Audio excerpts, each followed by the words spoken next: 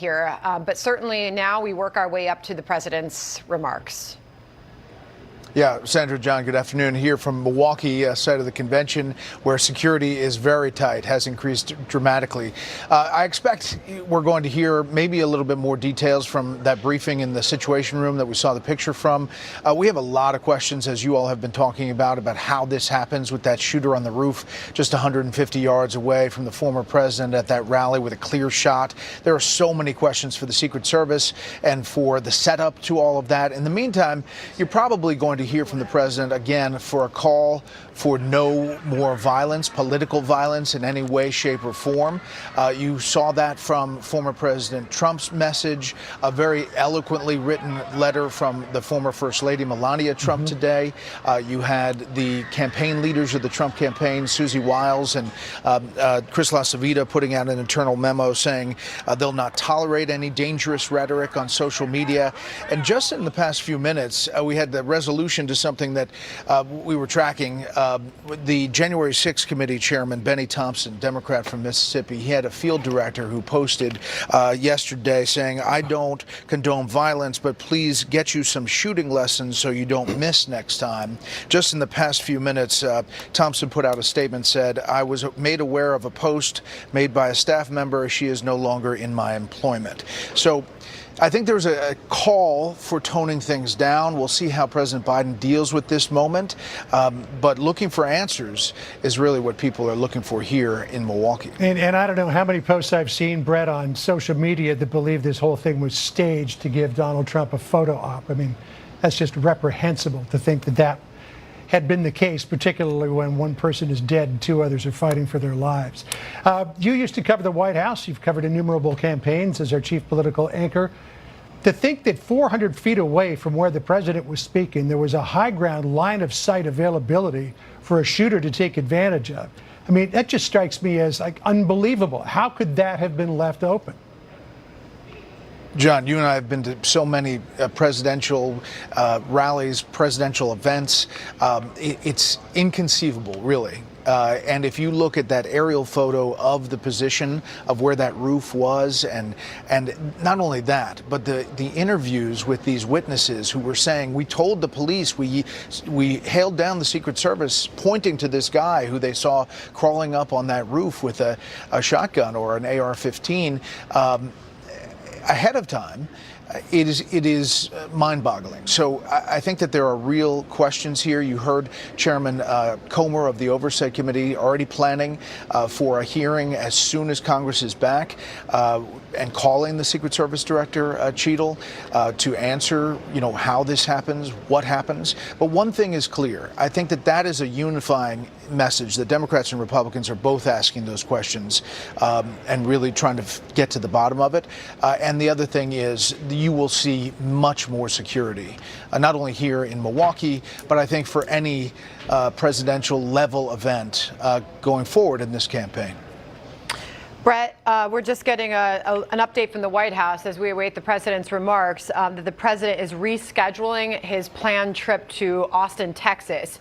It was originally planned for tomorrow, July 15th, a Monday, but the president is rescheduling that. And it brings up a bigger point about how things change from here on out. I know that earlier Bill and Dana were noting some of the campaign changes that they were already seeing in the Milwaukee area, how the strategies might change, the rhetoric could easily change following what we are seeing on our screen. Brett, what indications are you getting of a changing of the course, particularly for the Biden campaign? Yeah, well, the Biden campaign has already announced that they're pulling down ads, negative ads, many of them, about the former president and threat to democracy. There are efforts here that were going to be like wrapped buses and signs that we're told are coming down on that framework. You heard the former Attorney General Bill Barr saying that is a problem, that the former president is not a threat to democracy, and those words are in his words, Barr's words, are spurring on some of this vitriol. On the other side, they're saying the former Trump supporters need to tone it down as well. I think there will be this call for dialing it back. And the question is, how does it directly affect this campaign? heading into this convention, you guys know the Trump campaign was characterizing it as strength versus weakness, and that's how they were going to kind of present this pitch to the American people. I think that that's still going to be obviously a theme, but if it takes the tone of the former First Lady Melania Trump and her letter, and then you add that image of the former president with his fist up in the moments after he's shot, it's just very powerful, and we'll see how it translates to independent voters in particular. Yeah, most importantly, they're worried about the families of the people that were killed and the ones that are in critical condition tonight. Yeah, when you're talking about the image of strength versus weakness, doing a fist pump surrounded by the Secret Service with blood all over your face and an American flag in the background certainly would seem to send a message of strength. I want to ask you about this idea of toning down the rhetoric and where the Biden campaign goes from here. Because the main points that the Biden campaign and Democrats have been fighting on is MAGA extremism, existential threat to democracy, the Heritage Foundation's Project 2025, which is not a product of the Trump campaign, is basically a blueprint for a 1,000-year Republican Reich. I mean, if he doesn't have those arguments to make, and he's got to take those out of his playbook, what's left? Yeah, and I think that there's a retooling here. I don't think it's going away. I think it's a pause, and I think that there will still be a big pitch by the time you get to Chicago. I also think that it's interesting in this moment of the campaign, you talk about changes. This event obviously takes off of the front page the concern about President Biden and whether his cognitive ability is going to get him to the nomination. Notice, those things go away. Does it change the dynamic inside the Democratic Party? Is he now okay? I don't know, but it has changed this moment in the campaign significantly. We are about to hear from the president. No sign of him yet. We were told 1:30 p.m. Eastern time, Brett. We don't even have a podium shot up out of the Roosevelt room. But nonetheless, we will hear from the president himself after the security briefing this morning. What do you anticipate as far as remarks from the president in this obvious, unprecedented moment, Brett?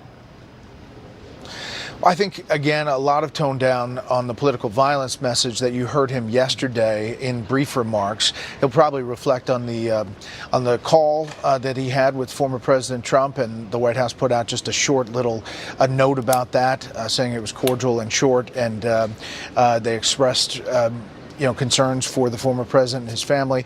I do think that he'll probably have to have some details about his briefings with the Attorney General, with the head of Secret Service, and you saw that picture of the Situation Room, that briefing.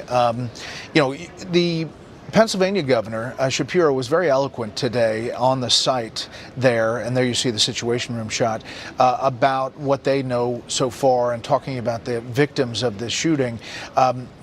What happens from what he's learned, the president's learned inside this Situation Room, if there's some element that they could share, that's probably something we'll hear in these remarks. All right, Brett, hopefully moments away, though, again, as Sandra was pointing out, we don't even have a picture from the Roosevelt Room yet, but we'll be standing by for it. Brett, thank you. Brett, thank you. You bet. All right, for congressional reaction to the assassination attempt against former President Donald Trump, we are now joined by Republican Congressman from Tennessee, Tim Burchett. Thank you very much, sir, for joining us. Just give us your thoughts as we do await the president's remarks. Well, I said this on my X account. I said that God had his hand on America. I don't think we need to slap it away. But, when we talk about the rhetoric that's going on, it's kind of ironic that in a sickening way that CNN making comparisons to President Trump and comparing him to Hitler. You have Democrat representatives who called for, tried to pass legislation, 9 of them, in fact, to take President Trump's Secret Service detail away from him. And then, it just, everything you all mentioned about the rooftop. I've talked to a Marine sniper today, SEAL sniper, former CIA operator, and they all said the same thing. How the hell did he get on top of that roof? If you look at the pictures, he didn't go through the top of the roof. There had to be a ladder or something. Somebody really dropped the ball. You've got a DEI, basically a DEI initiative person who heads up our Secret Service. She was working at Pepsi before this. I know she was a former Secret Service agent, but still, this is what happens when you don't put the best players in. It's a complete failure on our part. And as I talked to Chairman Comer last night, I stressed with him, everybody wants to follow the rules. We got a 72-hour rule before we have can go a hearing. Speaker Pelosi never followed the rules. She suspended him our first day of Congress. We need to get to Washington, to hell with the convention. We've got to find out what went on, make sure that it never happens again. So, Congressman, what do you want to hear from the president when he walks out at some point in the next little while in the Roosevelt Room? Well, everything he said before has been very shallow and they've been very hollow. They don't carry out.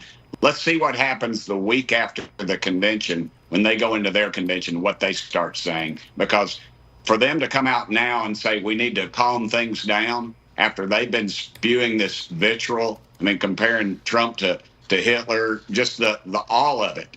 It is a manifestation of what they brought upon us. It is not the Republicans' fault.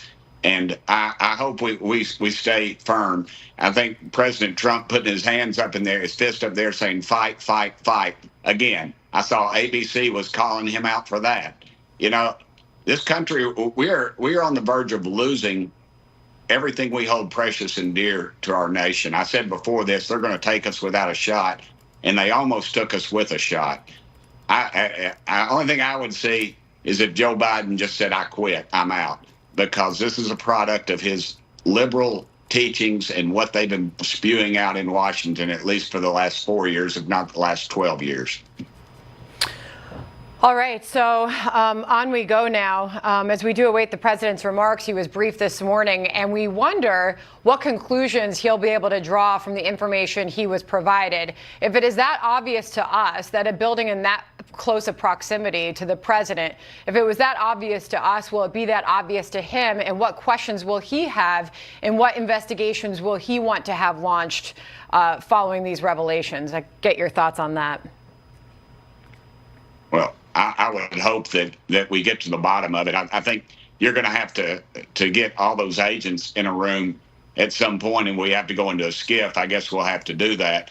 But somebody in leadership down the chain of command, whether that sniper was his rules of engagement, similar to our rules of engagement in Afghanistan, which got 13 brave Americans killed, if he had to call to get approval to make a shot and couldn't make that shot on his own volition, then we got a real problem, because that's the type of thing that got people killed, obviously. Yep. And I would hope that at some point they figure out that they do circles around the president. There's certain areas where it's tighter and tighter and tighter, and of course on the outer perimeter, which is where this shot was obviously taken from, you've got to wonder, how did that guy get up there? Yeah. Who and the fact that the BBC broke it. They interviewed the guy who saw him and was yelling at the police to do something about it. And there was a complete breakdown of communication all the way down the line. And so that starts at the top.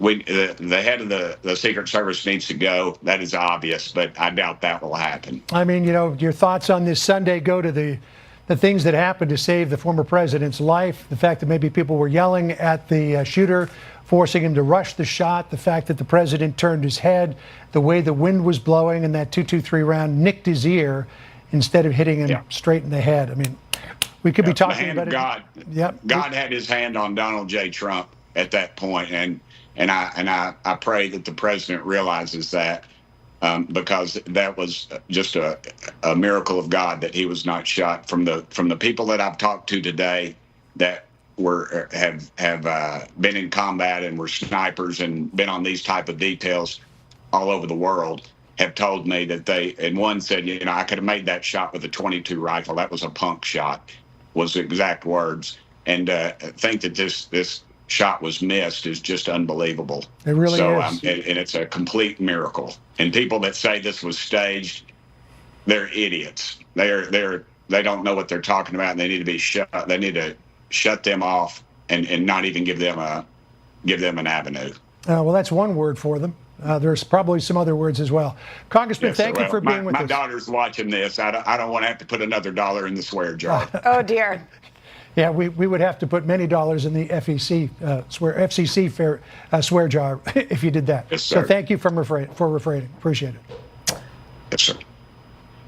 Okay, so coming up, John, we are awaiting the president's remarks, and a new invitation has been offered to a key person to attend and speak at the RNC. We'll have that news after the break. Welcome to Stormy Heights, where the windows are always Pella.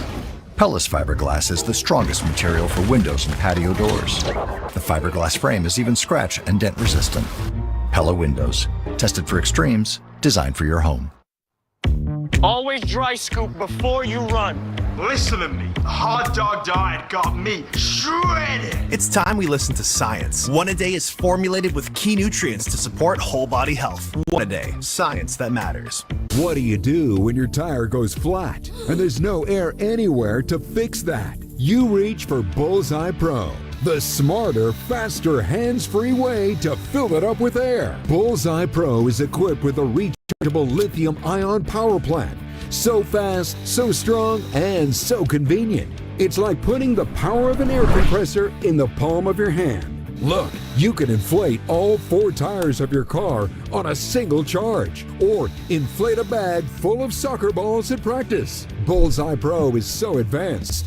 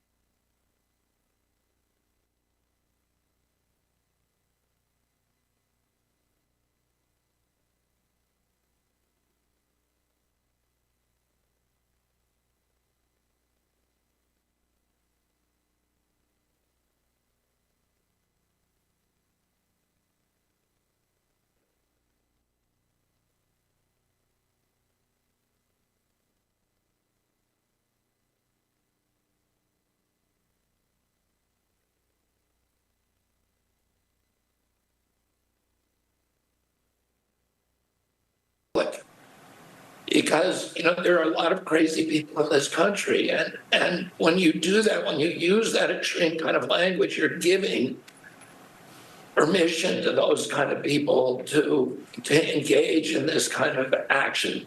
So that would be my message to people. I have a question for you, though. You were looking for Secret Service protection a few months ago.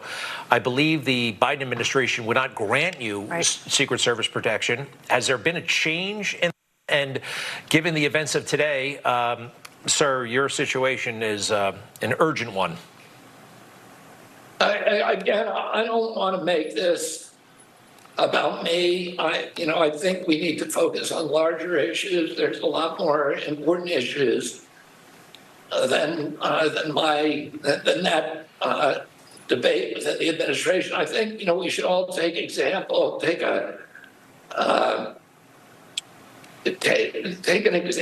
of how the Secret Service behaved here. We all saw them, the men and women who ran toward the bullet fire, who circled the president, who put their own lives at risk, who were willing to take a bullet, not just for the president of the United States, the former president, but also for our constitutional system of government, for our Constitution, and for our country.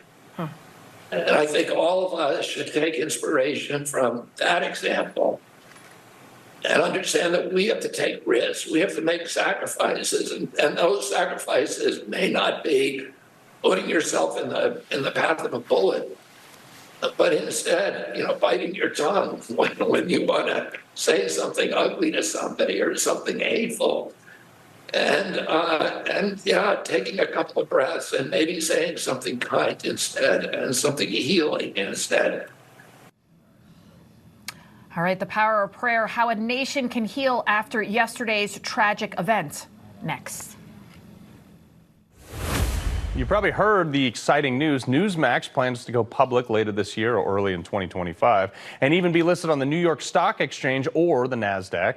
Millions of Americans are tuning into Newsmax, and a new Reuters study found that Newsmax is now one of the top news brands in America. Soon you can become an owner in this fast-growing network. We want you to partner with us in making America's media great again. Find out about our expected IPO and how you may be eligible to even buy pre-IPO shares now. Just go to newsmaxinvest.com.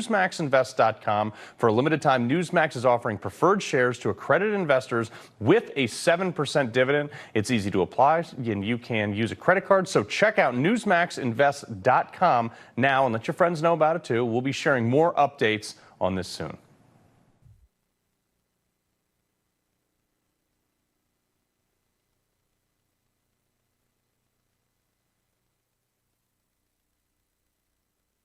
At the RNC. Everything is going ahead as planned, and given what happened yesterday, this might be one for the history books, guys. We'll send it back to you. It is a remarkable development, Bill. So confirming Nikki Haley Tuesday speaking at the RNC convention. Bill, thanks for the update. Appreciate you joining us. All right. John? Thanks. That would seem to rule out the possibility of her being the running mate because the running mate speaks on Wednesday. Though things could always change. Speaker Mike Johnson says the House will conduct a full investigation into what led to the Trump rally shooting, adding that the director of the Secret Service will be called to testify. Fox News senior congressional correspondent Chad Pergram is live on Capitol Hill with more. And what happened yesterday, Chad, is certainly leaving a lot of questions unanswered. John, you're going to have 3 House committees investigating this: the Oversight Committee, the Intelligence Committee, and the Homeland Security Committee. And that's to say nothing of inquiries in the Senate. It was a failure.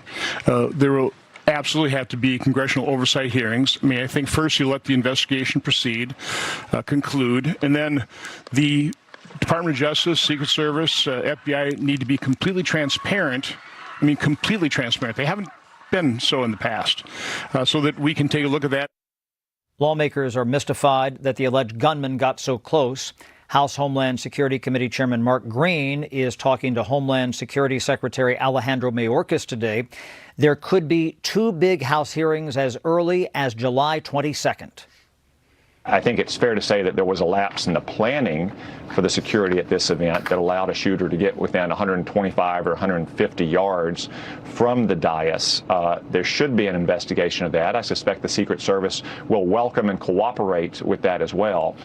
House Oversight Committee Chairman James Comer wants a briefing by the Secret Service by Tuesday, and Comer will summon Secret Service Director Kimberly Cheadle to the Hill a week from Monday. Comer characterized that as an emergency hearing. Lawmakers are upset. How could this happen? How could somebody get within 130 yards of the president with a rifle? His Secret Service team around him, his personal team, are the great Americans who are very brave. Now, House members and their aides are also worried about their own safety. The Capitol Police are conducting a security briefing for House offices right now. John? Still a lot to investigate in all of this. Chad Pergam for us on Capitol Hill. Chad, thank you. Sandra? Thank you. All right, John, for more on this, we are now joined by former CIA station chief and Fox News contributor Dan Hoffman. Dan, thank you very much for joining us. I just want to alert live to the White House as we do have the shot up of the podium.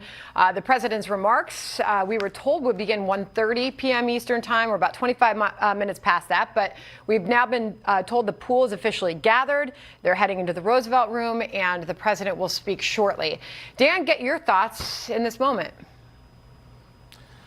You know, I was having dinner last night at my home with a retired FBI special agent, very dear friend of mine and his family. He was a sniper himself.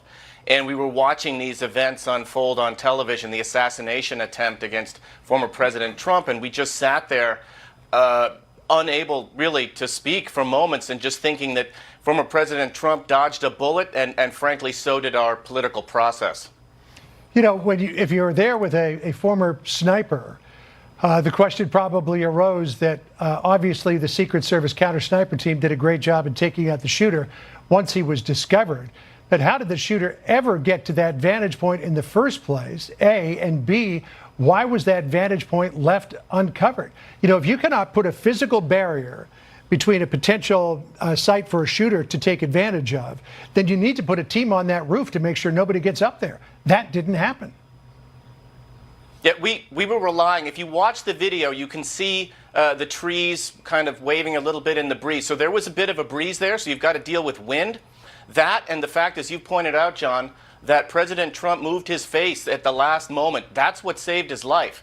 So we had to rely on that, not dealing with the security that we should have. We should have had that building covered. We should have had our own people, state or federal law enforcement in that building working with Secret Service. I'm sure that there will be, obviously we'll have some hearings and we'll learn where things went wrong. This was a massive tactical failure on our part. And you wonder how many other times this has happened in the past where we just didn't pay a price for it. But we're still in incident response now. There's so much we don't know about how this attack was planned. We know the shooter conducted reconnaissance as a shooter would before the attack took place. And we need to know more about the explosives in his car as well. Yeah.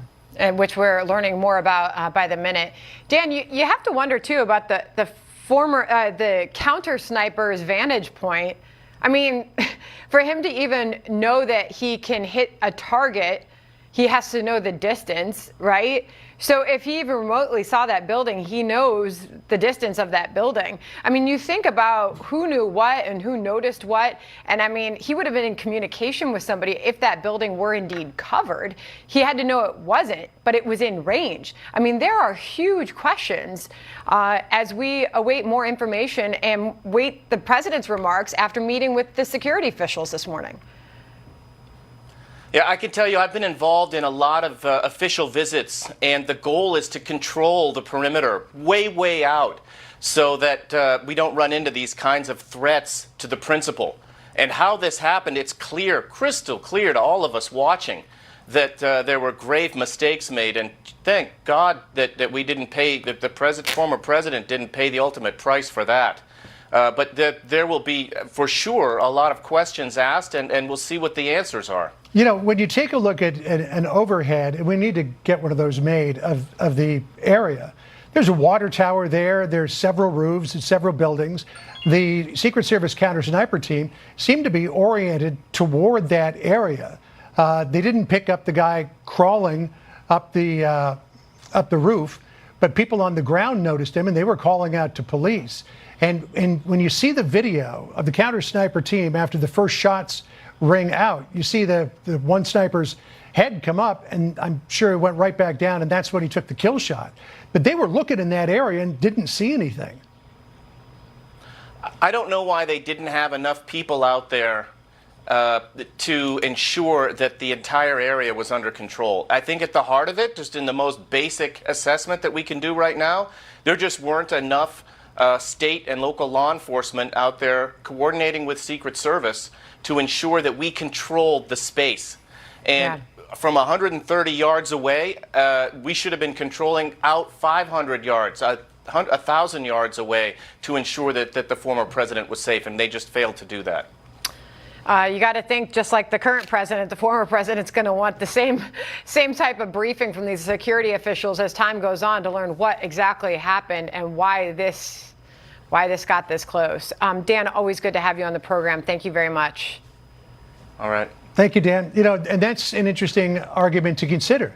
This happened to Donald Trump, but it could also potentially happen to Joe Biden. He's going to be out there doing campaign events between now and November as well. And if the area is not covered so that you take away line of sight vantage points for potential shooters, then both candidates are at risk. Yeah, absolutely. You got to think that they are doing everything to up the security as we head into the RNC this week. Hey, John, great to be with you for these breaking news 2 hours. We're going to have more special coverage and a special edition of America Reports this afternoon, 4 to 6 p.m. Eastern time. We'll be back live as the news breaks. Thanks so much for joining us. And we got the president coming up as well. That's all for us for this hour. I'm John Roberts. And I'm Sandra Smith. Thanks for watching. The Story's live next with Martha McCallum.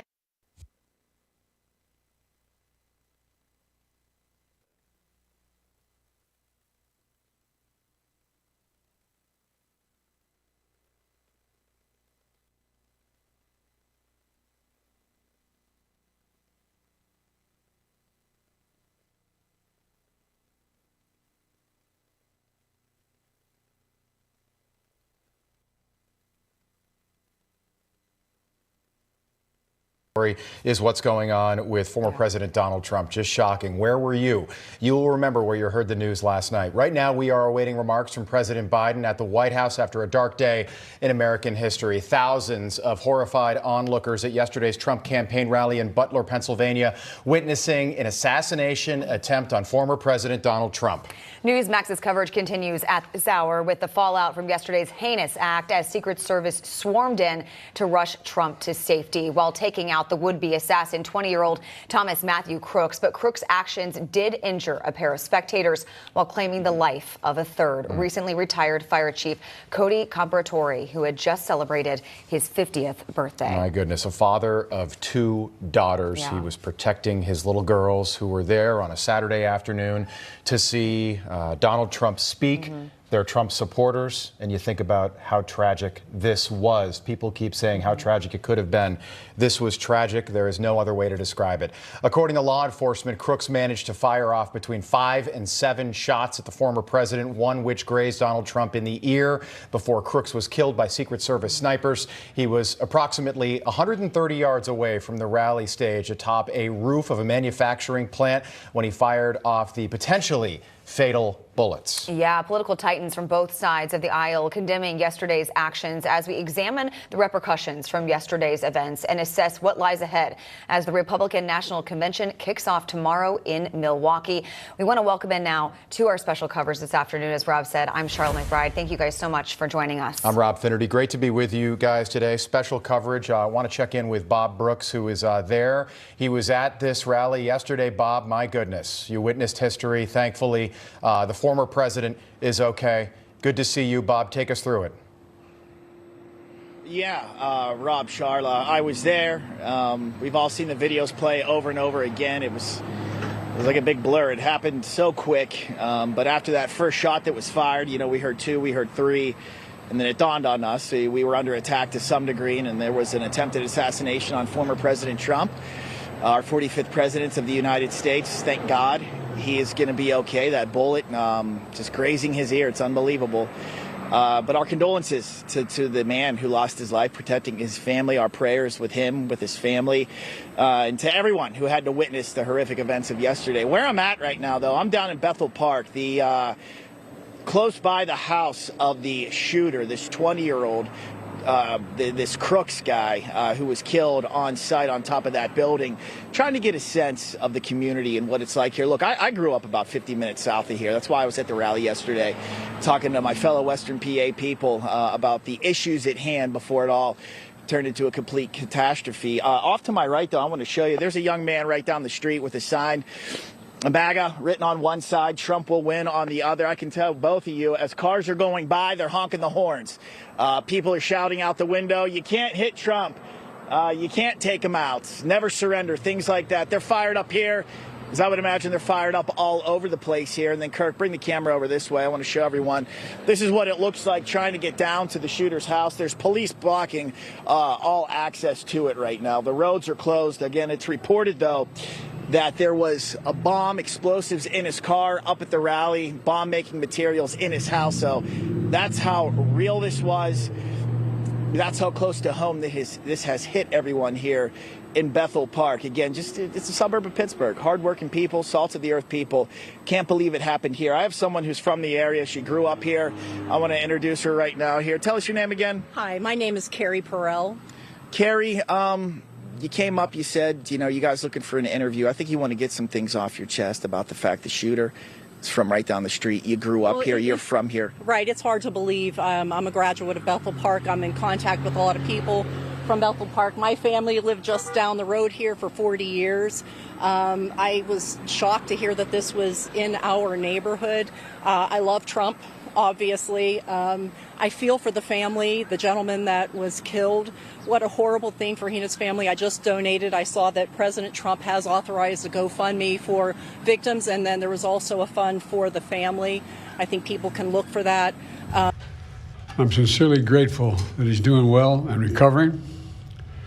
And we had a short but good conversation. Jill and I are keeping him and his family in our prayers. We also extend our deepest condolences to the family of the victim who was killed. He was a father. He was protecting his family from the bullets that were being fired. And he lost his life. God love him. We're also praying for the full recovery of those who were injured. And we're grateful to the Secret Service agents and other law enforcement agencies and individuals who risked their lives literally for our nation. As I said last night, there is no place in America for this kind of violence, or any violence for that matter. An assassination attempt is contrary to everything we stand for as a nation, everything. It's not who we are as a nation. It's not America. And we cannot allow this to happen. Unity is the most elusive goal of all, but nothing is important than that right now, unity. We'll debate and we'll disagree. That's not going to change, but we're going to not lose sight, in fact, who we are as Americans. Look, Vice President Harris and I were just briefed in the Situation Room by my Homeland Security team, including the Director of the FBI, the Secretary of Homeland Security, the Attorney General, the Director of the Secret Service, my Homeland Security Advisor, the National Security Advisor, and we're going to continue to be briefed. The FBI is leading this investigation, which is still in its early stages. We don't yet have any information about the motive of the shooter. We know who he is. I urge everyone, please, don't make assumptions about his motives or his affiliations. Let the FBI do their job and their partner agencies do their job. I'm instructed that this investigation be thorough and swift, and the investigators will have every resource they need to get this done. Look, as this investigation continues, here's what we're going to do. First, Mr. Trump, as a former president and nominee of the Republican Party, already receives a heightened level of security. And I've been consistent in my direction to the Secret Service to provide him with every resource, capability, and protective measure necessary to ensure his continued safety. Second, I've directed the head of the Secret Service to review all security measures for the Republican National Convention, which is scheduled to start tomorrow. And third, I've directed an independent review of the national security at yesterday's rally to assess exactly what happened. And we'll share the results of that independent review with the American people as well. And finally, I'll be speaking more about this tonight at greater length from the Oval Office. We must unite as one nation. We must unite as one nation. to demonstrate who we are. And so may God bless you all, and may God protect our troops. Thank you very much. Mr. President, when you spoke to President Trump yesterday, what did you... Sir. Mr. President, shifting our campaign strategy, Mr. President. Mr. President, do you regret... As well. And finally, I'll be speaking more about this tonight at greater length from the Oval Office. We must unite as one nation. We must unite as one nation to demonstrate who we are.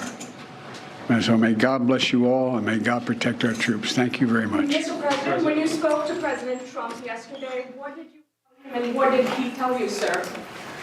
Mr. President, shifting our campaign strategy, Mr. President, do you regret... You hear the questions coming from the room there, asking a little bit more detail about his conversation with former President Trump.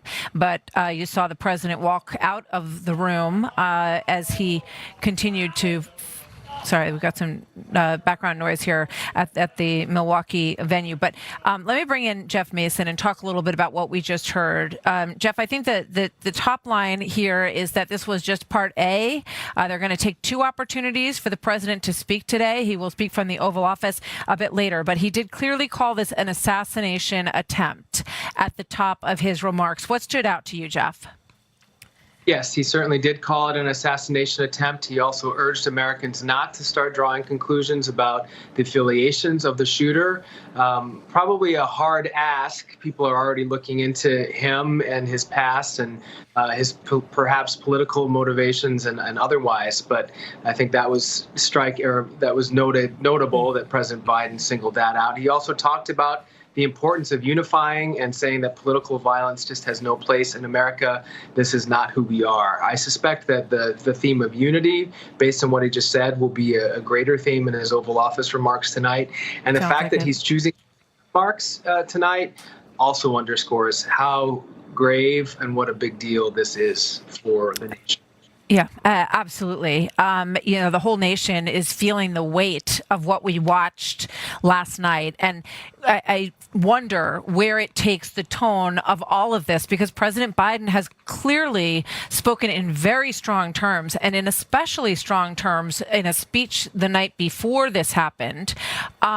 How does he change that tone? He has talked about President Trump as a threat to democracy over and over again. Is that a phrase that you think we're going to hear less of in light of what happened yesterday, Jeff? Well, I think they're definitely recalculating their strategy on the Democratic side and at the Biden campaign. That's something. I mean, everything changed yesterday, and that has changed not just the sense of safety that perhaps people had at a rally like this, but also the politics for both sides, but certainly for the Democratic side. I was at President Biden's rally on Friday night, and he absolutely used heightened rhetoric against President Trump. In the same way, in fairness, that President Trump has been directing at President Biden for some time. So there's been heightened rhetoric on both sides. But I think your question is good. Will this change the rhetoric? Will this bring down the level of intensity and animosity? TBD. Jeff, thank you very much. Obviously, we'll be watching that Oval Office address tonight, where I suspect you're exactly right, and I think he hinted to this as well, that President Biden will speak more broadly on the issue of unity for the country. And remember, let's bring in Bret Baier on this, anchor and executive editor of Special Report. Bret, great to have you with us here this afternoon. This is a president who ran on unifying the nation. And so far, the polling does not bear that out in terms of an accomplishment on his watch.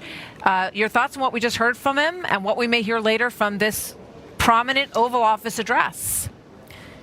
Yeah, Martha, good afternoon. We're just on either side, a few blocks away from each other. I'm at the Baird Center here in Milwaukee, and I'll see you in person in just a bit. But I think that this message tonight is the one that he is going to try to hit that theme of coming together. But to Jeff's point, he was at that fundraiser just a few days ago where President Biden said it's time to put a bullseye on former President Trump. Right. Now, it's rhetorical, and it's time to go after after him specifically, but he used that terminology. And to Jeff's point also, it obviously goes the other way and what has happened in rhetoric from the other side. But Republicans here will point to the constant barrage of the threat to democracy and linking former President Trump with Hitler specifically, and a worry that he's going to become a dictator and he has to be stopped, and those kinds of words. And if you strung together some of the sound bites, obviously it would be really in a different place than they're talking about now.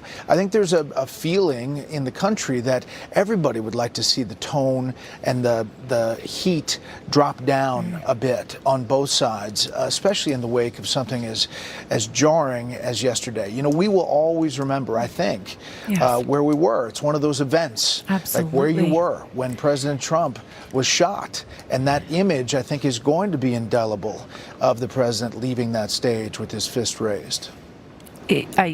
I couldn't agree more. I mean, these images are going to be in people's minds for a very long time, of him standing up there with that bright blue sky and the flag behind him and that splash of red blood across his cheek. And I wonder how it impacts what happens here in Milwaukee, Brett. I know we've been reaching out to the campaign, trying to get a sense of what changes as a result of this in terms of when the VP announcement might come. I know there's a meeting happening this afternoon on all of this, but your thoughts on how it impacts our coverage for this week?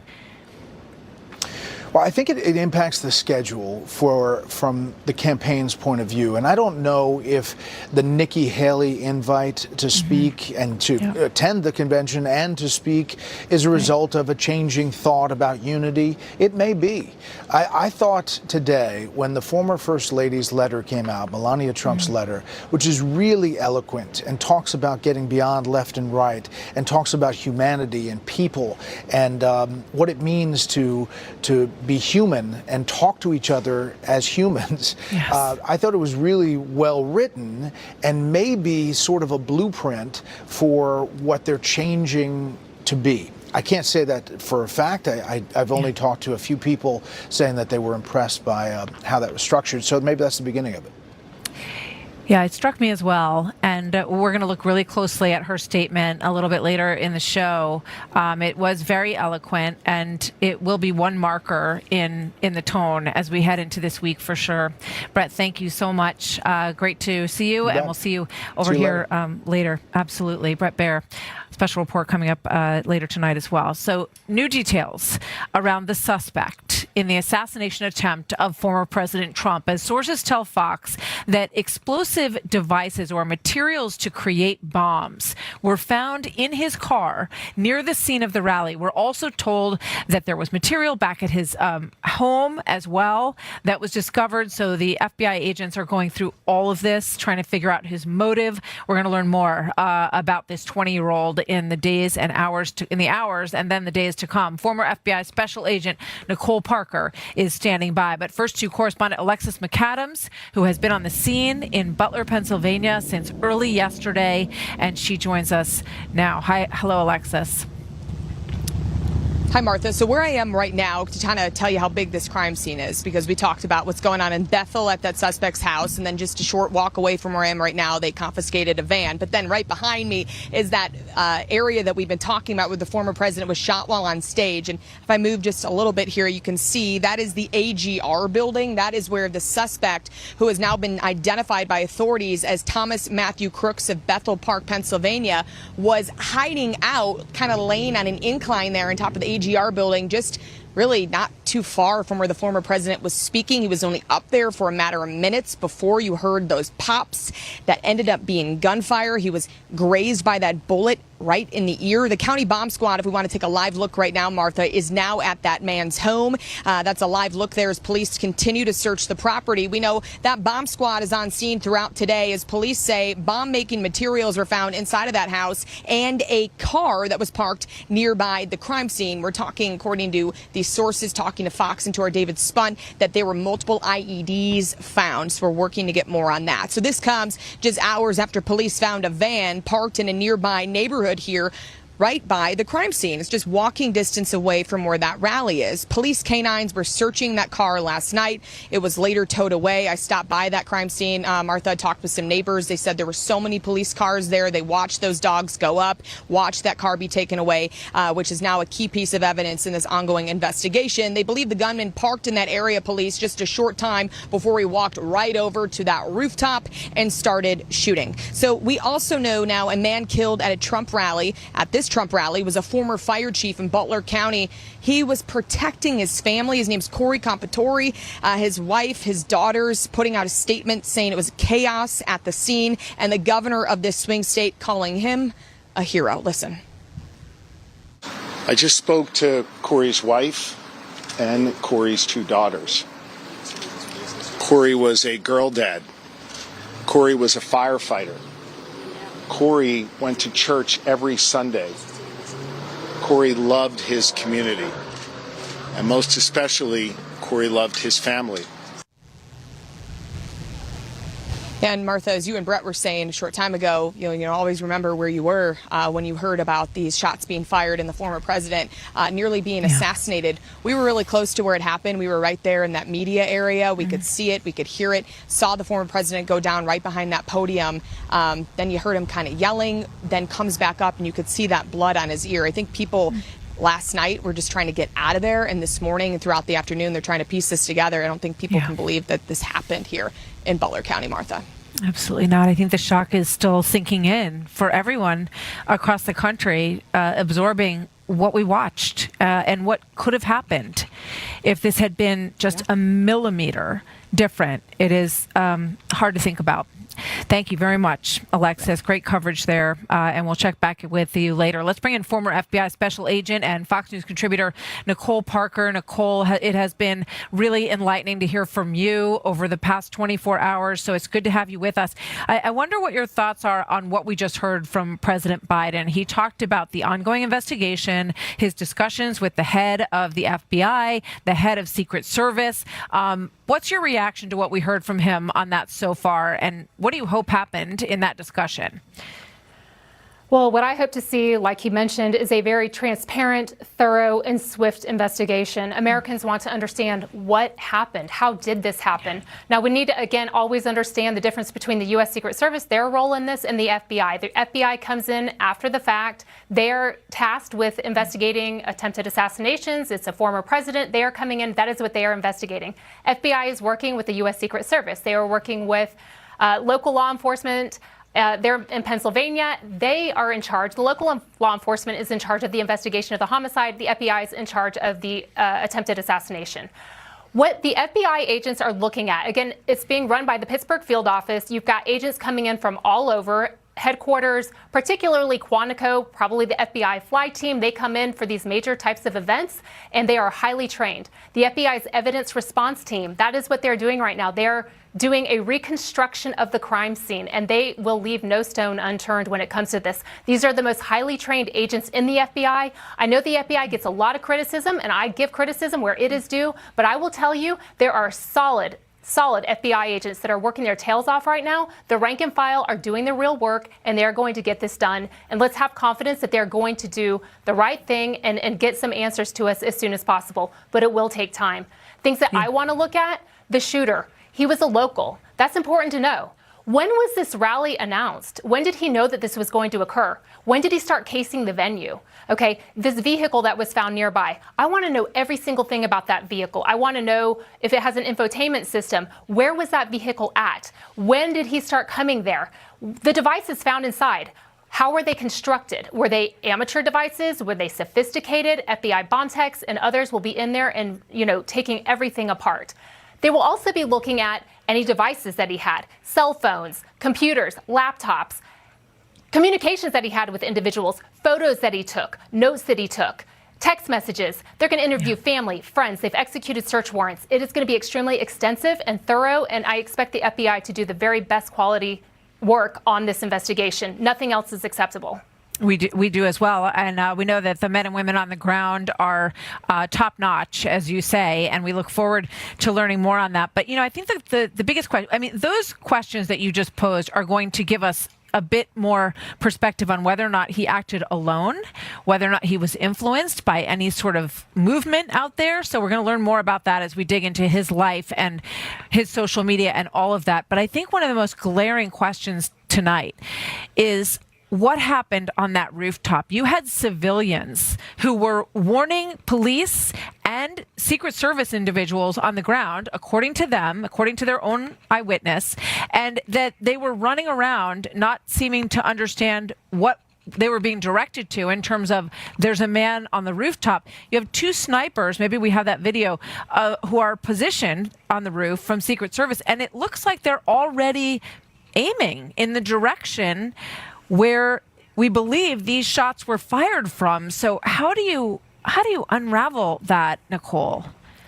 You know, Martha, that's a really great question. That's what we're all asking. And that's when I expect the Secret Service director to come out when this investigation is completed. And I'm glad that they're being called out. A full investigation needs to be done.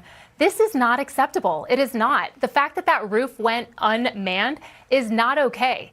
I get it. They do site surveys, 7 to 10 days in advance. The U.S. Secret Service goes in. They do a site assessment about 12 hours before. They go in and do a sweep. But the fact that there was this rooftop that was completely unattended within 130 yards of where President Trump would be standing, and then people were trying to warn them and say, hey, there's someone with a gun.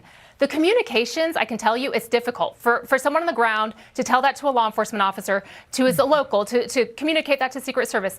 It should be a lot more organized than you would think. But again, sometimes it's just a lack of communication on the ground. Yeah, I remember we talked about this after 9/11, communication between all of these agencies, and it is mind-boggling that we still don't have a clear channel line between the local police and the Secret Service and anyone else in law enforcement who's there on this scene. But these are the things that, obviously have to be fixed, because a man lost his life because of this. And we almost lost a former president of the United States and current candidate. It's a stunning sequence of events that we're learning about. Nicole, thank you very much. We'll talk later. Thanks. Good to have you as always.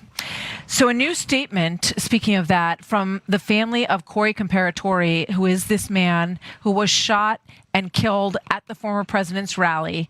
And they say this, quote, "The hatred for one man took the life of the one man we loved the most. He was a hero that shielded his daughters. His wife and girls just lived through the most unthinkable and unimaginable.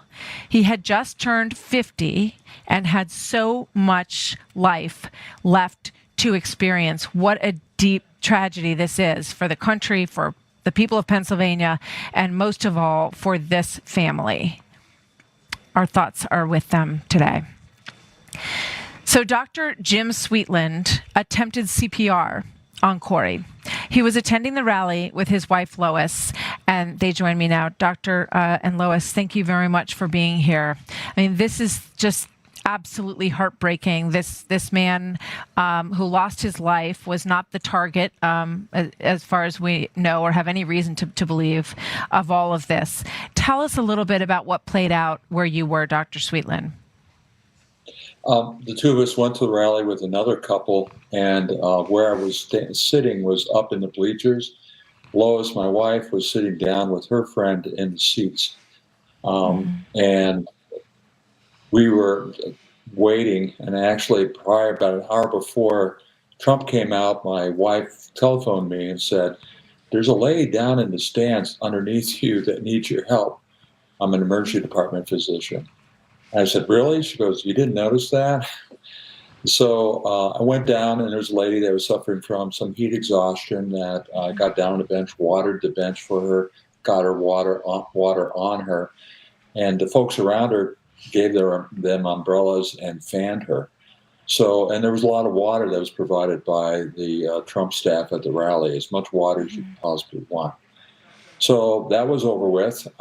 Went back up, and Trump came out, and where I was sitting or standing was underneath the Jumbotron on the right side of the stage as you're facing the stage. Trump turned to look at us and point at this graphic that he had that showed the increase in the number of illegal immigrants.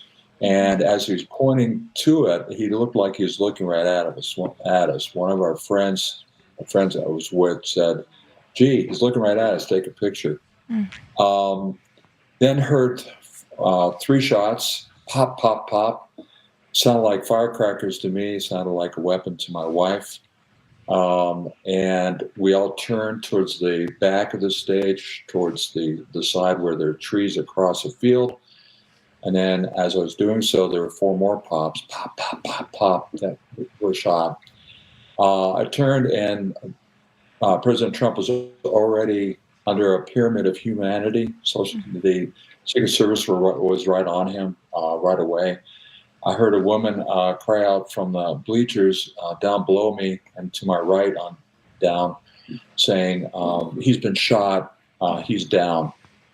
And that's when I went to assist him. And being an emergency department physician, I just went into muscle memory. I just went down there to help him. When I got to him, I said what doctors usually say is, "I'm a doctor. I'm here to help." And people looked at me like, "Yeah, that's for sure, right." And I said, "No, I'm an emergency department physician. We need to get this man up onto a bench." He was jammed between 2 benches.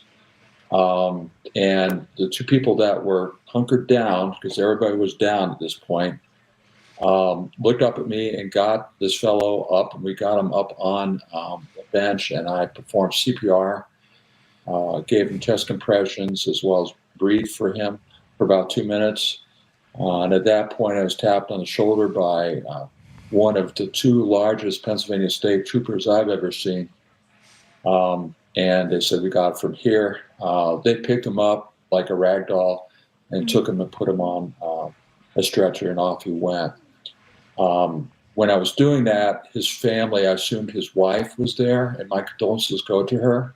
Yes. And a daughter was there, and the look on their faces, I wish I could take back that day for them, that they still have their father.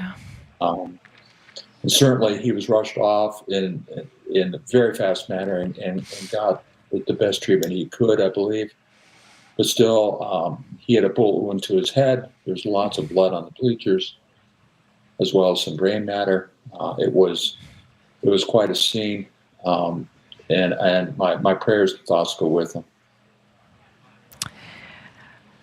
You know, it is so heartbreaking, and obviously, I mean, it appears obvious that this bullet was intended to go right at former President Trump, and one did graze his ear. You know, as someone who has taken care of people in these kinds of situations, how close was former President Trump? And, you know, how much of a turn would have made this an even more horrible story, not only for this man whose age you came to, but also for the former president, Doctor? Half an inch. The bullet entered above his right ear, the victim, Corey. No, she's talking about President Trump. Oh, but a half an inch had he turned or not turned at that time to look back, I believe he would have been shot in the head, similar to the way Corey was injured. Yeah. Were you aware, and Lois, maybe you want to answer this, when I look at the video, which we've all done many times and we will do many, many more times, the people on the upper left side, as you're looking at it on the video, immediately turn and look across. Were you aware of where the shooting was coming from? Did you have a sense of where it was coming from? Absolutely. Actually, in my prior life, I've been widowed twice. So I understand what this wife and 2 daughters will never have their father to walk them down the aisle like mine didn't. But I hunted, and I knew it was a long gun of some sort, and I knew exactly where the bullets or the shots came from because I could hear it. And everybody, we all turned around to the point where there were women down us. We were screaming, "Let's go get him." I mean, we wanted to get this guy and kill him. I mean, it was just, it's not funny, but that was our reaction. Everybody was so upset. One girl in front of me she just lost control. She just sobbed and sobbed. She was so traumatized. It was so sorry. I felt so bad for her. Yeah. But yeah, we knew exactly where it came from, and it came from where the description of the building was. And quite Doctor, honestly, yeah, go ahead. Go ahead. Well, I just want to ask about former President Trump's reaction, Doctor. You know, wanting to stand up, and you know, what do you think is happening in someone when they have been grazed by a bullet at that point? And the reaction that you saw, no doubt, there's a lot of adrenaline that is racing through your body at that point. When at the scene, I was attending to the fallen firemen, and when I turned, President Trump was already ushered off the stage. First thing I asked when I turned around, I believe the officer was, "Is Trump okay?" And he said, "Well, there's blood on his cheek." I said, "Was he able to walk off the stage?" And he was. So I was reassured that he was able to ambulate this on his own. But when you have adrenaline like that, that's a tough son of a gun. To stand up and go fight it says a lot about fortitude of this guy. And the crowd went crazy. They were cheering at that moment. I didn't know what it was. My back was to them. I was attending to the firemen, and the crowd went nuts. And it was like, we are here for you, and you definitely are here for us. Thank you for being such a good warrior for us. It's an incredible reaction. You know, you would expect everyone to just start running away, and it's not what happened. People stood up and also pumped their fists and stood their ground. I thought it was remarkable to watch. And, you know, there's just some small grace in the fact that you were able to attend to this fireman and in his final moments. And we wish so much that his situation had turned out very, very differently. Grateful for you, Doctor and Lois. Thank you so much for being here. And our hearts go out to Corey Comparatori, who just celebrated his 50th birthday, and as his family said, should have had many more years ahead if it weren't for this senseless loss of his life. Doctor and Lois, thank you very much for joining me today. Thank you. Our thoughts and prayers are with Corey and his family. Absolutely. The whole nation feels the same way. So our breaking coverage continues right after this. Stay with us.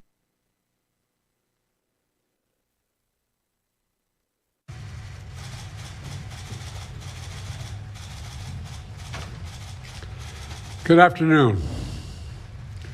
Last night, I spoke with Donald Trump. I'm sincerely grateful that he's doing well and recovering, and we had a short but good conversation. Jill and I are keeping him and his family in our prayers. We also extend our deepest condolences to the family of the victim who was killed. He was a father. He was protecting his family from the bullets that were being fired. And he lost his life. God love him. We're also praying for the full recovery of those who were injured. And we're grateful to the Secret Service agents and other law enforcement agencies and individuals who risked their lives literally for our nation. As I said last night, there is no place in America for this kind of violence, or any violence for that matter. An assassination attempt is contrary to everything we stand for as a nation, everything. It's not who we are as a nation. It's not America. And we cannot allow this to happen. Unity is the most elusive goal of all, but nothing is important than that right now, unity. We'll debate and we'll disagree. That's not going to change, but we're going to not lose sight, in fact, who we are as Americans. Look, Vice President Harris and I were just briefed in the Situation Room by my Homeland Security team, including the Director of the FBI, the Secretary of Homeland Security, the Attorney General, the Director of the Secret Service, my Homeland Security Advisor, the National Security Advisor, and we're going to continue to be briefed. The FBI is leading this investigation, which is still in its early stages. We don't yet have any information about the motive of the shooter. We know who he is. I urge everyone, please, don't make assumptions about his motives or his affiliations. Let the FBI do their job and their partner agencies do their job. I'm instructed that this investigation be thorough and swift, and the investigators will have every resource they need to get this done. Look, as this investigation continues, here's what we're going to do. First, Mr. Trump, as a former president and nominee of the Republican Party, already receives a heightened level of security. And I've been consistent in my direction to the Secret Service to provide him with every resource, capability, and protective measure necessary to ensure his continued safety. Second, I've directed the head of the Secret Service to review all security measures for the Republican National Convention, which is scheduled to start tomorrow. And third, I've directed an independent review of the national security at yesterday's rally to assess exactly what happened. And we'll share the results of that independent review with the American people as well. And finally, I'll be speaking more about this tonight at greater length from the Oval Office. We must unite as one nation. We must unite as one nation to demonstrate who we are. And so may God bless you all, and may God protect our troops. Thank you very much. Mr. President, when you spoke to President Trump yesterday, what did you... Sir. Mr. President, Mr. President, shifting our campaign strategy, Mr. President? Mr. President, do you regret